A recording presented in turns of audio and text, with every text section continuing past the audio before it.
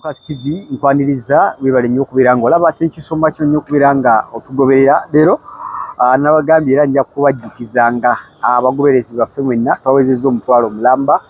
Basubscribers abo abatugoberera ku Focus TV tukyebaliza Mukama, tutwala for granted because channel nyingi nnyo ezizikira nga tezituuse ku mutwalo, ate era nyingi nnyo ezituuka ku mutwalo naye nga tebazirabibwa. So tukwebaza okubeera nga oli omu ku abo abatulaba obwenkanidde awo. Thank you so much. Era tubagaliza tutambule olugero luno oluddako bulungi ddala. Olunaku lwa leero nzize n'olutambula oli mu kibuga Kampala nga aba MP Member of Parliament abagenda okubeera nga maybe bamaliriza okulayira kwabwe mu wiiki eno.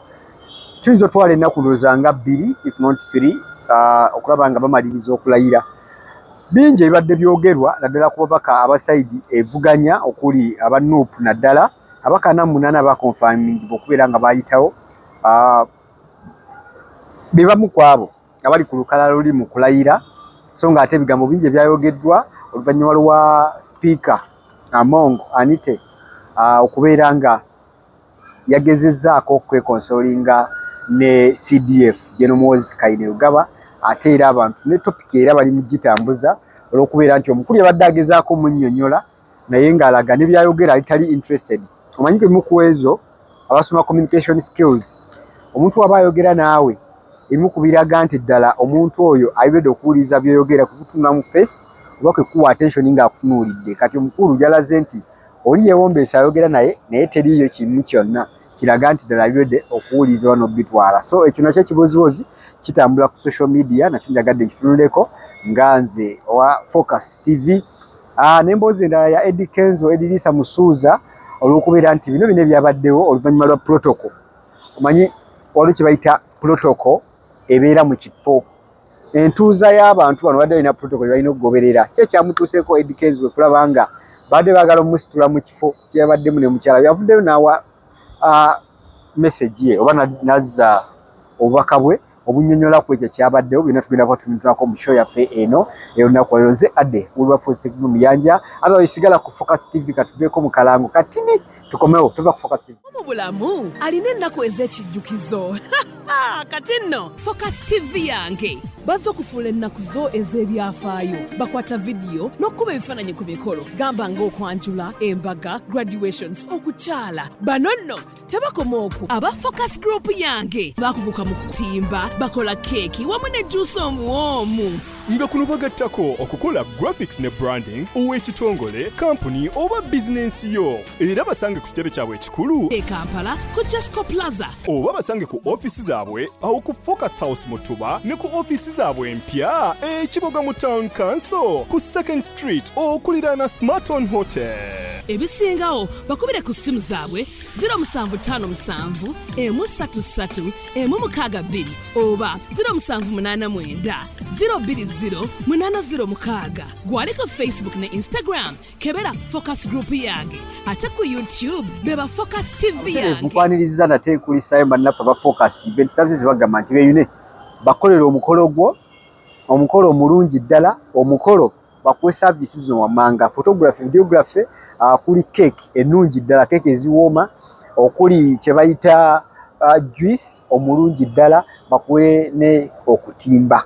Tent zino ezimalayo mega tent, ayagala pagola tent, fenna tubeere ng'obeekwata bakutuuseeko omukolo ogwo oba bakoleeko omukolo gwo omulungi ddala. Emikolo gifa bateesiteesi, so bajja kuyambako okukolera omukolo omulungi. Ne bannaffe ba Focus Graphics and Branding bagamba nti gwe yenna artwork, gwe yenna waaka gweyagala okuprintingirako, olina t-shirt, olina reflectors, olina ekikopo, oyagala kikopo kiriko linnya lya mukyala oba mwami wo, oyagala ssaawa ng'erimu ekifaananyi ey'okukisenge n'ey'oku mukono, byonna beekwate babe nga bakolera ku birabo ebyo.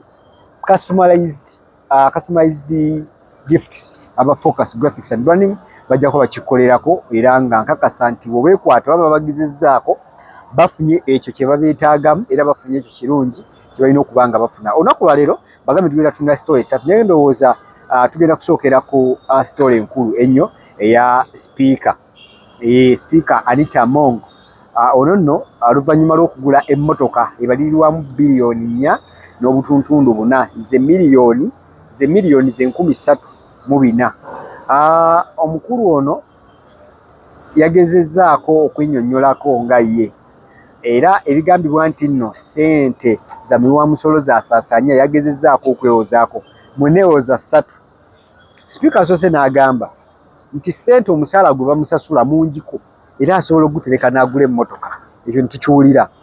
Nadda ne version egamba nti ku ssente waliwo eyamusiima waliwo yakimuwadde ng'ekirabo gwe atannyonnyodde ani. Tumanyi oba Moses Magogo Bbaawe Ssaalongo yakoze ekirabo kino n'akimuwa naye tujjukire nti sipiika era yagulirako ki Bbaawe ekirabo. Kitegeeza tuyinza oba nga omusajja badde aguze nti yayogedde ani. Ekyokusatu navayo n'agamba nti ku ssente ezo ezabadde atereka akoledde ebbanga ddene ssente zabadde atereka kikimu ku ekyo ekintu kyabadde asuubira okuteekamu ssente ze nga emmotoka eno. Emmotoka yogeza bangi obwama tekitegeeza nti nno ng'era Honorable Betty Namboze byagambye tekitegeeza nti nno mu Uganda tulinamu bantu balina ssente zigula mmotoka bweti. Naye engeri gye tuyinza okitaamingamu lwaki kiri bwe kiti General Muhoozi Kainerugaba alina access ku ssente ez'eggwanga zino okuzifunako access ez'enkanidde awo. Tulina omusajja omulala gwe bayita General Sale, tulina Yoweri Kaguta Museveni. Bagamba nti aba bamanyi abatuuseeko mu bulamu bwabwe obwa bulijjo okubeerako nabwe. These people they are not extravagant. Tebasaasanya, tebeejalabya. Weewaawo balina ebintu bingi naye babadde bakkakkamu mu nsaasaanya yaabwe y'ensimbi. Katulabe ku muwala nga Natasha. Natasha ku ssaawa zino n'ekifo mwali okubeera first daughter.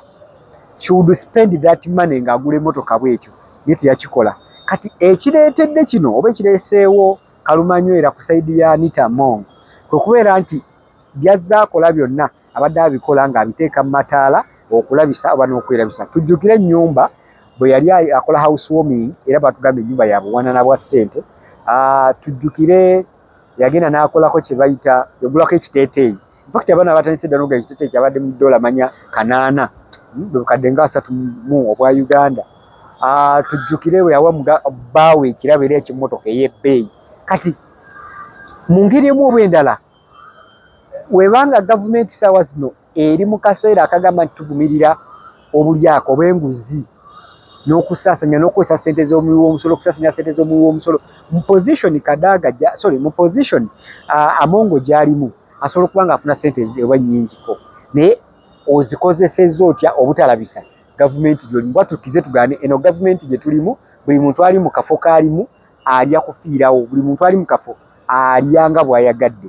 Kati mu kaseera nga gavumenti enyera mu kisaaji ekipya ng'era egamba kyakulwanyisa nguzi awo wennyini Muhoozi bw'asinzira n'agamba oli mu ssente z'omusolo gy'ozannyisa. Lwaki? Nti igwe kiringa nga bw'onoobeera nga oli mukozi boosi wo kimanyi bulungi akozesa gwe era amanyi ssente z'akuwa. Katugeze boosi akuwa $30 buli mwezi. Boosi oyo akimanyi osiiba ku mulimu tolinayo kasayidi yaso konna k'okola era yakusanga tolina ky'okola. Singa okeera ku makya n'ovuga emmotoka boosi wo gy'atalina compared to musaala gw'oba ofuna yinza okufunamukko ekintu ekirala kya muntu okufunamuko ku bujja nti mu kaseera k'okubeera ng'ensi eri mu katuubagiro k'okubeera ng'ebyensimbi bigikubye empi gwe n'ovaayo ate n'obalaga nti okola ki osaasanya. So kino kyamuleetedde obuzibu era kyamuleetedde obulabe bwe tulaga wayinza okubeera ddala ewazibu. Mujjukire nti waliwo leesi ey'okulonda sipiika owa paaliyamenti ey'e12. Kati Anita Among bw'obeera ng'erya ddala essaawa zino General Muhoozi Kainerugaba akulaga akuvuddemu kuba yakoze ekiwandiiko. Jjukira baali bamusemba dda nga bagamba nti bagenda kuwagira Anita Among ku bwa sipiika naye era yayitiddemu omuwogezi we Akabanda owa PLU n'agamba obuwagizi bwaffe twali twamuwa twabuggyewo. Lwaki?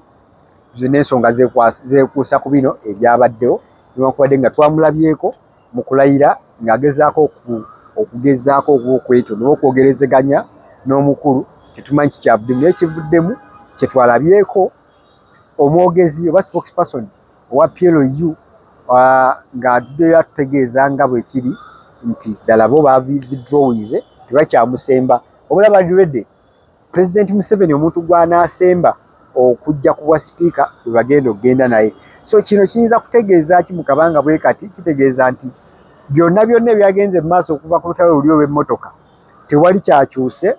Sipiika igwe olina kwefaako nga ggwe. Tujjukire nti sipiika ono mafiya, lwaki muyita mafiya?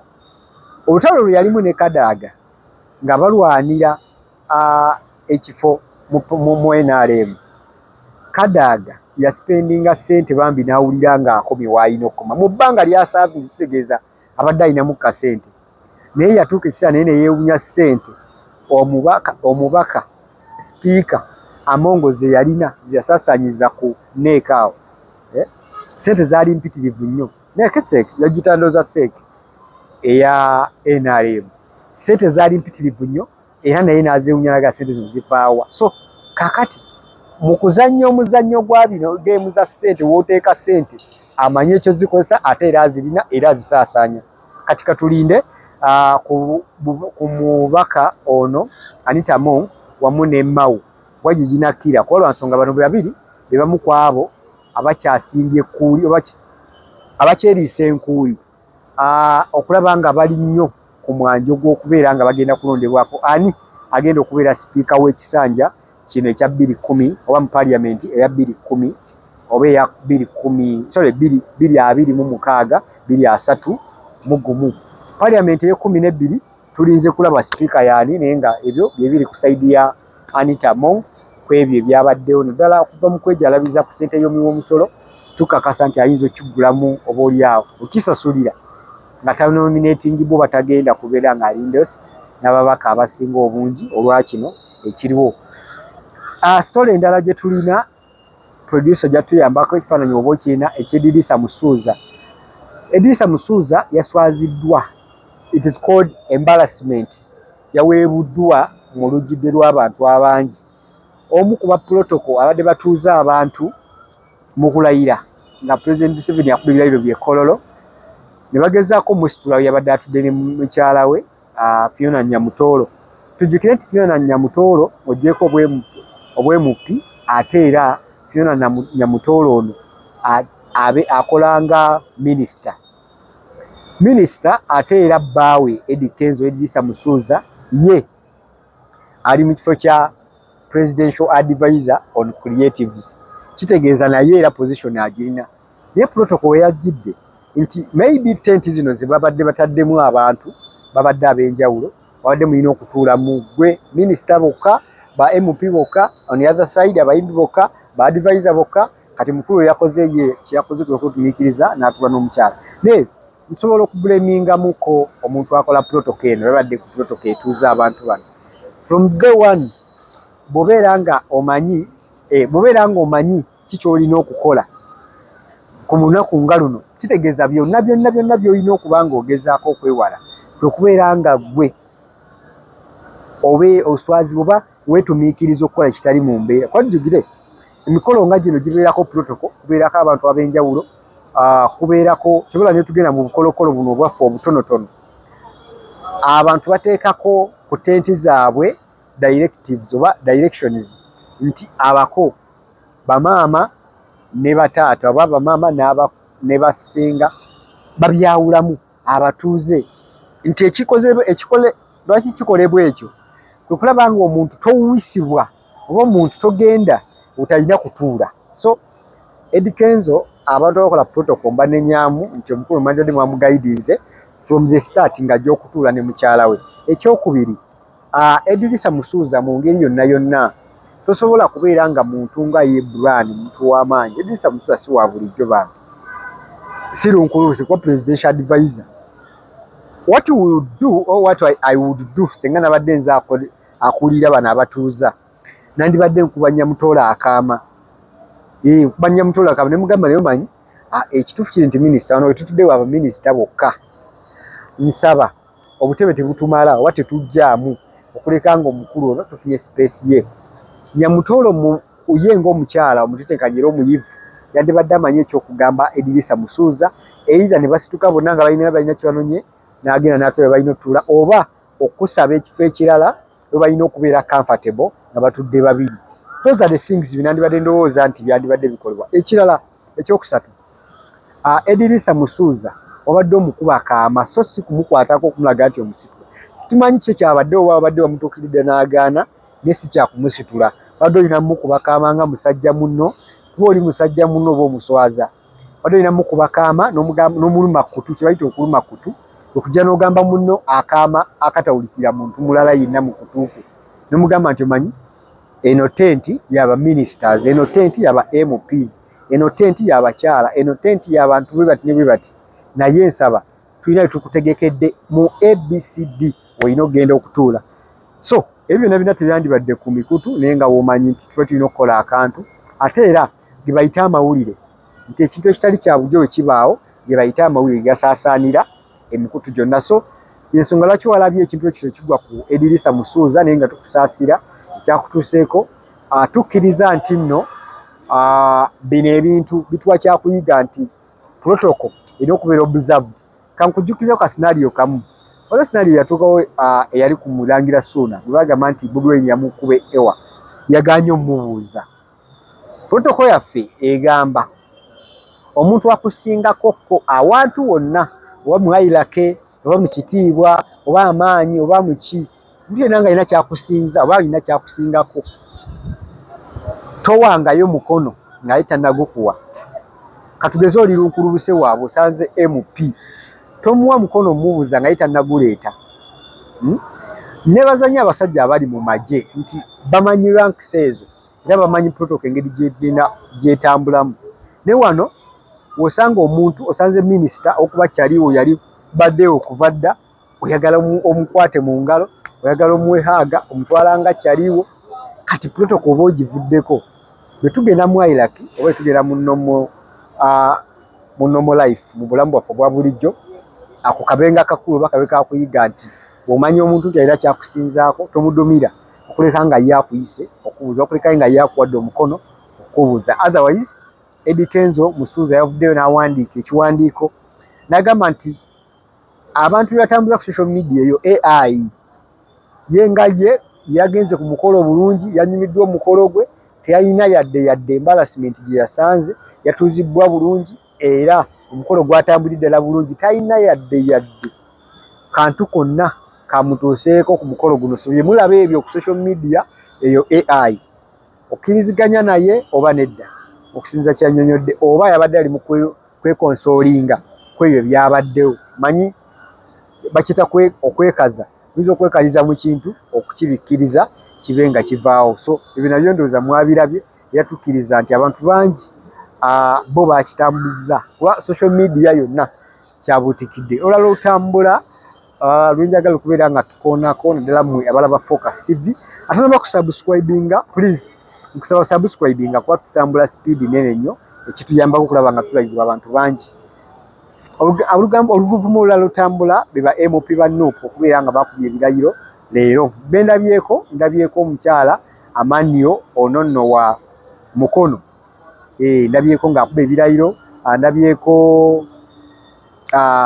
Bakireke Betty Namboze naye mulabyeko kubakubye ebirayiro ate era bangi bakyajja okuba ebirayiro era bangi bakyawoomingira ebirayiro nendooza alphabetical order bye balina okugoberera okulaba nga abamu bajja kujja mu nnaku eziddako wali kubeera nga bakuba ebirayiro byabwe so this is the question that people were asking bwe mba mwalayidde ng'ate mugamba okulonda okwategekebwa byabakama kwali kufu why are you swearing in mu system gye mukakasa nti byonna ebyalimu byali byakira ebyali bya kifere byali bya kibbi ki ekibatutteyo okubanga mulayira those are the talks mu social medias ezitambula era balala bagamba kyawedde okulayira bwe kwawedde tekyali kye mutugamba bano abakabanje manyi akakuuma ebikitajja kulayira ebyonna byawedde tuteeketeeke kati okubeera nga tutambula ne system eno empya gye tugamba eri volongoto gye tugamba